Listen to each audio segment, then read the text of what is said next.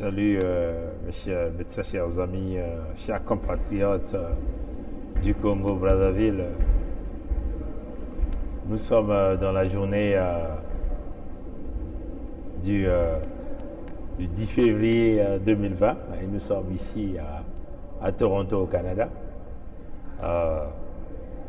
Nous vous souhaitons une très bonne journée, un très bon après-midi pour ceux qui sont au Canada, aux États-Unis, en Amérique du Nord. Bonne soirée pour ceux qui sont au Congo, pour ceux qui sont en France. Et oui, votre compatriote, comme on dit, the man beyond le système de baie là, vous dit bonjour. Bon, chers amis, vous devez savoir, on va vous dire une chose. Nous sommes dans un moment crucial de de l'avenir de notre nation, le Congo. Donc nous pensons que pendant cette période, nous ne pouvons pas se lancer dans une distraction avérée. Nous devons forcément se concentrer pour éradiquer la gangrène qui est en train de miner notre nation, le Congo-Brazzaville. Parmi cette gangrène, il y a ce que nous appelons la diasporie, qui s'est mis depuis un certain temps. C'est des flèches envers Bernard Pongui. Bon, mais c'est normal, parce que nous avons apporté notre dimension dans ce combat. Certains, oui, bonjour et bonsoir à tous qui ont le temps de se connecter. Vous allez remarquer que les indigènes qui sont acquis à la cause de la dictature du Congo ont même posté pour dire qu'ils ont cassé le système B vitré qui est devenu le système B brisé. Et chers amis, il faut leur dire que déjà le système B vitré appartient au peuple congolais. C'est le peuple congolais qui informe. C'est le peuple congolais qui veut avoir des informations. C'est le peuple congolais qui veut clarifier tout cela qui n'ont pas été informés. Et donc, comme on dit que le peuple gagne toujours, il est totalement impossible de briser le système B vitré. Ce matin, nous avons encore présenté l'itinéraire du dictateur de Brazzaville, l'homme qui a dévalisé les caisses de l'État. Il est parti d'Éthiopie avec son Dreamliner, deuxième voyage au cours de l'année 2020. Le voyage avec des aéronefs qui ont coûté des multimillions de dollars aux contribuables congolais. Aéronefs dont déjà la location par heure est évaluée à plus de 68 000 €. Mais si vous ajoutez les frais liés au tarmac, l'inflation, vous voyez que ces frais de 68 000 € par heure de vol ou par heure de location vont se retrouver quasiment autour de 100 000 €. Si vous ajoutez la TVA, les frais liés à l'entretien, les agents de bord, ainsi de suite. Ça, ce n'est que dans les dépenses liées à la location de l'aéronef. Mais si vous ajoutez cette fameuse délégation des incompétents, on le répète, une délégation des incompétents, vous comprenez avec moi que les frais liés aux frais d'émission, ce qu'ils ont l'habitude d'appeler, et les frais d'hôtel, vous voyez, la nourriture et tout ça, vous comprenez leur transport à l'intérieur d'Éthiopie, vous comprenez que c'est des multimilliards de dollars de l'argent du contribuable congolais que le Nyongologue national est en train d'enfumer. Il est en train de les croûter comme s'il croûtait les arachides. Vous voyez, chers amis, comme s'il croûtait les maïs. Et nous avons mis un compteur cette année pour comptabiliser encore les voyages, parce qu'il faut dire que toutes ces dépenses, ça souvent nous les remettre, parce que le Nouveau Congo récupérera tous ces voyages inutiles qui ont fumé l'argent du contribuable congolais. Nous allons saisir les biens de tout l'Inguesso, du père au fils au petit-fils, pour pouvoir rembourser les frais du contribuable congolais qu'on a fumé comme ça.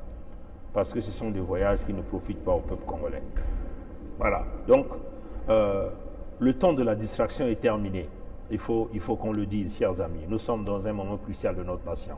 Voilà pourquoi nous vous disons, tout ce qui est lié à la musique, écartez-vous de ça.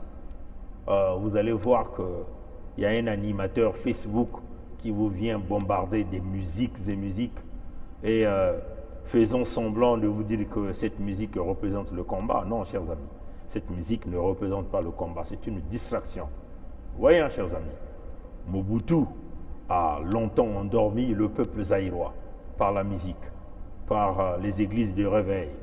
Et nous, au Congo-Brazzaville, nous sommes toujours plongés dans cette fameuse musique. Vous voyez, chers amis, même au niveau des médias sociaux, le régime Sassou essaie de vous distraire en poussant un certain nombre d'animateurs de vous présenter la musique tous les jours, toutes les soirées. Vous êtes là, scotché à ça. Faites attention, c'est une distraction, chers amis. Le peuple de la République démocratique du Congo a bien compris cela. Ils ont compris qu'ils ne pouvaient pas tout le temps continuer à s'embrouiller dans les églises des réveils, tout le temps s'embrouiller dans la musique. Voilà pourquoi ils ont mis un embargo sur la musique au niveau de la diaspora. Mais les gens qui sont dans le système politique, ceux-là, les faux gouvernants qui ont confisqué la politique, qui ont confisqué les libertés d'expression, qui ont confisqué les finances de nos États, essaient de trouver d'autres alternatives, de vous forcer à avaler cette pilule de la musique, de la distraction, de la diversion. On essaie d'encourager des animateurs Facebook. Oui, au Congo, nous en avons un. Nous en avons un qui est là. Ce que ce fameux Congolais-là vous fait, c'est de la distraction. La distraction. Si vous rentrez à l'intérieur de cette musique, c'est de la distraction qui est liée au système Sassou pour vous scotcher, vous faire oublier. Et dans la stratégie de communication, on essaie d'injecter les mots de l'Union nationale, mais ils ne sont jamais pour l'Union nationale. Hein, ils sont toujours pour la division, ils sont toujours dans des stratégies que le pouvoir reste dans ce clan Sassou. Et dans la plupart des temps, que ce pouvoir reste dans le camp des Moshidoyo, parce que ces gens-là perçoivent leur petit perdien. Et ils vous bombardent des tonnes et des tonnes de musique. Et le système Bévitré se permet de dire ça au peuple congolais pour que le peuple congolais puisse comprendre. Il est temps que vous tournez votre dos à ces gens-là. Nous avons un pays à libérer. Nous avons les nôtres qui souffrent, hein, chers amis. Vous voyez, les mamans du poule là qui sont venues nous dire là qu'on nous montre un autre pays où nous allons les vivre. Qu'on nous montre un autre pays où nous allons les vivre. Ça sont les mamans qui l'ont dit. Nos mères à nous, qui nous ont mis au monde, qui nous ont portés dans leur ventre. Il y a de ceux qui ont fait. Moi, j'ai fait 11 mois dans le ventre de ma mère. Vous voyez, chers amis. Il y a des moments qui nous ont portés, qui nous ont supportés, qui nous ont allaités, qui nous ont fait grandir. Ces moments-là qui travaillent fort pour nous éduquer, pour nous élever. On va les massacrer là-bas. Vous voyez, chers amis. Et ces moments-là disent qu'on nous montre un autre pays là où nous allons le vivre. Voilà que nous avons des animateurs Facebook qui sont là en train de nous distraire en passant des heures et des heures à insulter. Ils se sont rabaissés à un niveau. Ça montre quoi? Ils sont des bons idiots. C'est ça qui est la réalité. Et encore, ce scénario que nous avons vu hier là, où cet animateur Facebook est sorti en passant des heures et des heures, en s'empiffrant d'alcool devant les yeux des enfants, de tout le monde. Et de surcroît, il y a quand même des Congolais qui sont dans la résistance, qui sont en train d'acclamer. Eh oui, chers amis, c'est là où nous avons découvert, ils sont nombreux qui ne sont pas dans la résistance. Parce que leur but, ils ont vu que Bongui est là pour, et en fin de compte, leur ravir, leur petit gagne-pain, le gagne-pain qu'ils tirent profit au niveau de la résistance. Nous avons vu des amis de lutte, hein, des gens comme le Médard Mounzika, mettre des commentaires, Bernard Pongui et Nyangalakata. C'est incroyable, chers amis. Ils étaient tous là nombreux en train de mettre des commentaires, encourager un homme qui s'empiffre d'alcool sur les médias sociaux en train d'insulter un compatriote congolais qui est en train de lutter pour la résistance. Et oui, chers amis, nous connaissons aujourd'hui, on vous avait prévenu qu'au dernier moment, nous allons voir les vrais visages de ceux-là qui manipulent. Donc, au peuple congolais, on vous le dit, nous avons un pays à libérer. Quand un pays est à libérer, on doit s'écarter de la distraction, on doit s'écarter de la musique qui n'est pas une valeur ajoutée dans la lutte. Oui, vous allez danser pendant que nos mamans, nos papas, les pensions ne sont pas payées. Vous voulez suivre la musique pendant que nos parents, les nôtres, ont été mis dans un état, on peut même dire de quarantaine, parce que le Poul aujourd'hui est siégé et dans un état de quarantaine. La Bouenza est siégée dans un état de quarantaine. Là, le Koumou est siégé dans un état de quarantaine. Vous comprenez, chers amis? Oui, il y a ces départements dont nous sommes en train de parler, qu'il s'agit de Kouilou, tout ça est siégé. Ce n'est pas pour rien que vous avez vu les Français en 2018 donner toutes les honneurs à Olé Songo, Ondaï Jean, qui est le commandant de zone de Pointe-Noire, mes chers amis. Nos départements sont siégés. Il y a des agents du système Sassou qui manipulent l'information, qui surveillent les nôtres du jour au jour, quand même que les salaires ne sont pas payés, les pensions ne sont pas payées, les bourses ne sont pas payées. Et de surcroît, ils sont en train de passer, même dans les quartiers sud, et certainement même dans le sud du Congo, ça c'est très sûr, ils vont commencer à imposer la taxe foncière à nos parents. Vous voyez, chers amis, et ça c'est inimaginable. Là encore, on vous apprend. On va vous apprendre une information qui va vous choquer. Et quelle est donc cette information? Le régime de Sassou est en train de préparer un projet de loi qui sera très bientôt voté à son Parlement. Quel est ce projet de loi? C'est-à-dire que tous nos parents qui ont leur maison, qui ont travaillé fort pour construire des petites baraques dans leurs parcelles pour prétendre obtenir un peu des fonds revenant des loyers des locataires, le régime de Sassou veut vouloir les imposer que le 12e mois de l'année soit déversé à l'État. Comprenez ça? Et ça, c'est le système d'éviter qui vous l'informe. Et oui, ceux-là dont les parents, les loyers sont dirigés, moi, personnellement, Pongui, j'ai des maisons au Congo, et c'est sous la coordination des notaires. Et on va le dire ça, Sassou. Vous pensez que tout le monde est souffrant? Vous pensez que tout le monde n'a pas de maison au Congo? Eh oui, on en a, bien là, géré par des notaires.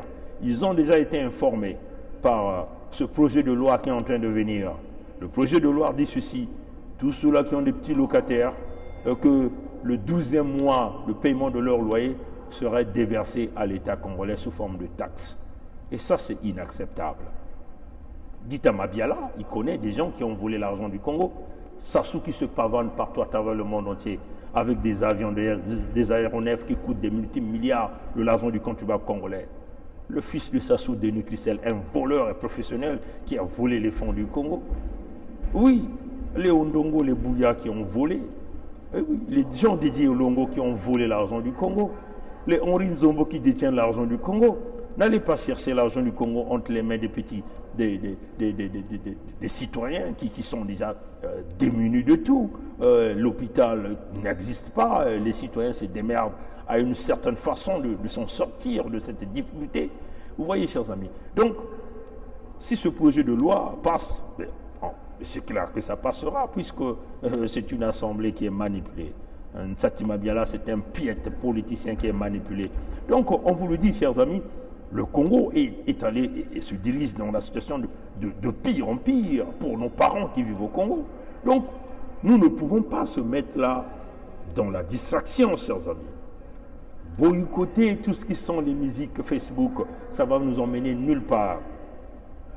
Prêtez votre oreille à ceux-là qui se battent réellement pour la libération de notre nation. C'est là que vous devez appuyer, c'est là que vous devez beaucoup plus tard prêter votre attention. Au lieu de passer votre temps à écouter un homme qui vous joue la musique, qui vous tourne le dos, quand il vous laisse l'écran vide, derrière c'est la bière qui sort, ce sont des liqueurs qui sortent, et l'homme vient et trouve son courage derrière l'alcool. Oui, chers amis, on vous le dit, battez-vous pour la libération réelle du Congo. Nous faisons face à un clan.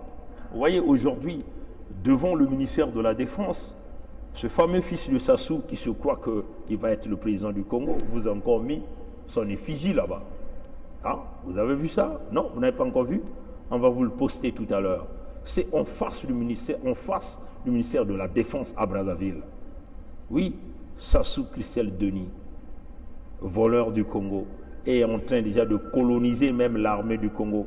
Vous vous souvenez, hein, des militaires congolais qui ont été envoyés, on peut dire les Koro, qui ont été envoyés en Russie. Il y a des frères zaïrois à l'intérieur. Mais ils prennent une formation au nom de Denis Christel parce qu'on est en train de préparer des commandos pour forcer ce type à devenir votre président. Pendant ce temps, Satima Biala, piètre politicien en train de tourner pour allonger le pouvoir de Sassou parce qu'il veut profiter de son pactole. Mais Sassou est dans les calculs machiavéliques, bien sûr appuyé par le système de la France-Afrique. Et vous êtes là en train de distraire, en train d'insulter Pongui. La beauté, ça n'a pas de sens. Pongui est né où? Ça n'a pas de sens. Sassou est né où? Il est né au village, n'est-ce pas? Tous ces gourous jurés qui ont pillé l'argent du Congo, ils sont tous des villageois, chers amis. Ils ne sont jamais même nés dans l'une des villes du Congo, qu'il s'agit de Brazzaville, Pointe-Noire, Doulézinkaï, ni même au Wando. La plupart d'eux sont nés dans les fins fonds du village, chers amis. Donc, naître à Brazzaville, ça ne veut absolument rien dire, chers amis. Oui, toi qui es né à Brazzaville, tu as quoi?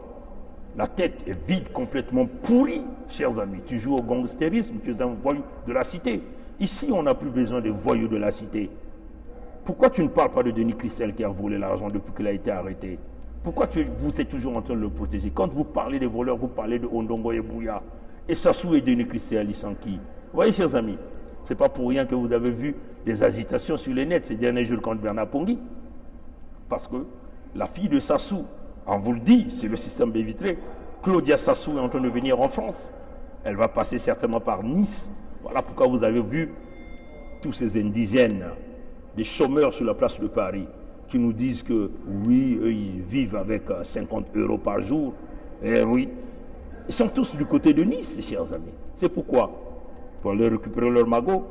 Mais le système Bévitré est là pour vous flasher. Alors, peuple congolais, revêtez-vous de l'armature du guerrier, continuons la résistance, ne soyons plus distraits, boycottez tous ces gens qui viennent insulter les vrais fils du Congo, les vrais citoyens qui se battent pour des causes réelles, pour nos citoyens. C'est ça qui est la vérité. Le tribalisme, c'est eux le tribalisme. C'est eux qui pratiquent le tribalisme. Nous connaissons le plus grand tribal que ce pays-là n'a jamais connu, c'est Sassou Denis. Alors, tous ceux qui supportent Sassou sont qui? Ils sont tous appelés des tribals. Pourquoi nous, quand nous voulons nous défendre, nous voulons parler des affaires du Congo, on nous parle du tribalisme? Pourquoi? Ils ne voient pas. Quand vous envoyez 500 étudiants à Cuba, il y a 495 bossis à l'intérieur. Le tribal, c'est Bernard Pongui. Quand vous avez dévalisé les caisses de l'État, c'est Pongui qui était là-bas. Quand vous avez embauché des vétérinaires que vous avez mis placés au CHU, des femmes de ménage que vous avez transformées aux sages-femmes au CHU, c'est Pongui qui l'a fait. Quand vous avez pillé le Congo, vous avez détruit toutes les routes du Congo, toutes les villes se retrouvent dans la situation inondée. Allez-y, regardez même au niveau de Total, vous allez vous rendre compte. 95% des nouveaux recrues sont tous des Mboshi. Ça, c'est Pongui qui le dit. Ah bon, c'est aussi les Lari qui le disent. Hein? Ah bon, c'est aussi les Makwa qui le disent. Les tribals, c'est eux. Donc, tous ceux-là qui sont en train de mijoter pour vouloir nous faire transformer comme des tribalistes, c'est eux qui sont en train de détruire le Congo. C'est ça qui est la vérité. Regardez les forces de la Gestapo aujourd'hui, que vous appelez, vous, les forces armées. 95% de tous les officiers supérieurs sont tous d'où? C'est des Mbossi. Alors, c'est ça qui est la vérité. Qui est le tribaliste ici? C'est eux. Alors, peuple congolais, nous sommes dans une vision commune qui est la libération complète du Congo. Pour le moment, notre position demeure calme. Nous ne sommes pas pour la scission du Congo. Pourquoi nous ne sommes pas pour la scission du Congo? Parce que nous ne voulons pas morceler le Congo en plusieurs parties, en plusieurs portions. Ça n'a pas de sens. Vous voyez, chers amis, on va voir combien d'États? 10 États, 12 États? Ça ne marchera pas. Donc, travaillons dans le sens, plutôt pour le moment, de la libération complète du Congo. Et les enfants du Congo, les républicains vont s'asseoir, vont trouver des canaux nécessaires pour faire avancer cette nation. Et on le dit encore, chers amis, ne soyez pas distraits. Ouvrez l'œil du lynx, soyez éveillés, évitez la distraction. On vous le répète, la musique sur Facebook pendant plus de 3 heures, c'est de la distraction. Ces gens-là ne viendront jamais pour traiter des véritables problèmes. Quand il s'agit des biens mal acquis, ils sont tous absents. Ils essaient même pas d'aborder ce sujet. Pourquoi? Parce qu'ils doivent protéger un certain nombre d'individus. Nous, on ne protège personne. On vous le dit, dans ce combat, on n'a pas d'amis, on n'a pas de famille. La lutte va continuer. Quant à la racaille de la diaspora, ce que nous appelons la diasporie, nous allons continuer de les dévaliser, de les dénoncer au peuple congolais pour que le peuple congolais puisse les boycotter. À bon entendeur, salut. La lutte continue. Ingeta. À plus tard.